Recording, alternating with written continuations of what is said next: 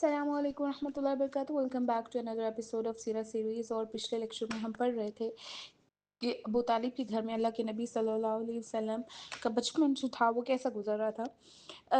तो हमने पढ़ा कि अल्लाह के नबी सल्लल्लाहु अलैहि वसल्लम बचपन में भी बहुत ज़्यादा मैनर्स और एटिकेट्स वाले थे। और अल्लाह के नबी सल्लल्लाहु अलैहि वसल्लम की तवज्जो ज़्यादा खाने की तरफ नहीं होती थी। उम्मे ऐमन फरमाती हैं कि सुबह उठकर आप सल्लल्लाहु अलैहि वसल्लम ज़मज़म के कुएं पर तशरीफ़ ले जाते और चंद घूंट पानी नोश फरमा लेते, मगर फिर जब खाने के लिए बुलाया जाता तो फरमाते कि मुझे ख्वाहिश नहीं है, पेट भरा हुआ है। हज़रत अबू तालिब के बच्चे सुबह को बेदार होते तो उनकी तबीयत आम बच्चों की तरह नींद के असर से मुतासिर होती, मगर जब आप सल्लल्लाहु अलैहि वसल्लम नींद से बेदार होते तो यूं महसूस होता जैसे आंखों मुबारक में सुरमा लगा हुआ है और बालों में कंघी की हुई है।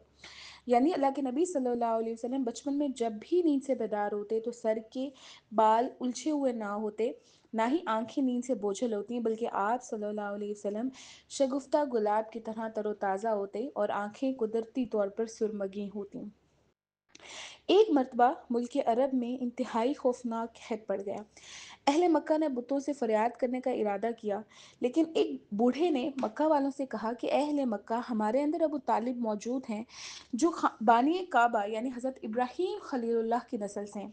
हमें उनके पास चलकर दरख्वास्त करनी चाहिए। चुनांचे सरदारान अरब अबू तालिब की खिदमत में हाजिर हुए और फरियाद करने लगे कि ए अबू तालिब, कहत की आग ने सारे अरब को झुलसा कर रख दिया है। जानवर घास पानी के लिए तरस रहे हैं और इंसान दाना पानी ना मिलने से तड़प तड़प कर दम तोड़ रहे हैं। काफिलों की आमदोरफ्त बंद हो चुकी है और हर तरफ बर्बादी और वीरानी का दौर दौरा है। आप बारिश की दुआ कीजिए। अहले अरब की फरियाद सुनकर अबू तालिब का दिल भर आया और अल्लाह के नबी सल्लल्लाहु अलैहि वसल्लम को अपने साथ लेकर हरम काबा में गए और अल्लाह के नबी सल्लल्लाहु अलैहि वसल्लम को दीवार काबा से टेक लगाकर बिठा दिया और दुआ मांगने में मशगूल हो गए। दरमियाने दुआ में अल्लाह के नबी सल्लल्लाहु अलैहि वसल्लम ने अपनी उंगली मुबारक को आसमान की तरफ उठा दिया और एकदम चारों तरफ से बदलियां नमूदार हुईं और फौरन ही इस जोर का बारान रहमत बरसा कि अरब की ज़मीन सैराब हो गई। जंगलों और मैदानों में हर तरफ पानी ही पानी नजर आने लगा और चटिल मैदानों की सरजमीन शादाब हो गई और सारा अरब जो था वो खुशहाल हो गया। चुनांचे अबू तालिब ने इस वाक़े को अपने एक तवील कसीदे में अल्लाह के नबी सल्लल्लाहु अलैहि वसल्लम की मदह में लिखा है, जिसका एक शेर जो है उसका तर्जमा ये है कि यानी वो अल्लाह के नबी सल्लल्लाहु अलैहि वसल्लम तो ऐसे गोरी रंगत वाले हैं कि उनके रुखे अनवर के ज़रिए बदली से बारिश तलब की जाती है।